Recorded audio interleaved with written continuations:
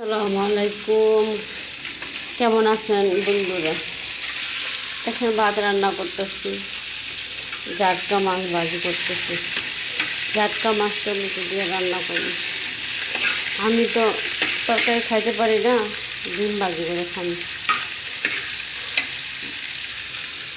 বন্ধুরা সবাই একটু সাপোর্ট করেন, আপনারা আমার পাশে থাকেন, একটু লাইক কমেন্ট করেন, ফলো দিয়েন, সবাই একটু সাপোর্ট করেন।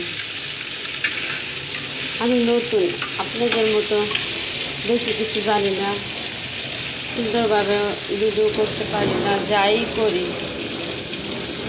আপনারা যদি আমারে ভালোবাসেন, একটু সাপোর্ট করেন, আমার পাশে যদি একটু থাকেন,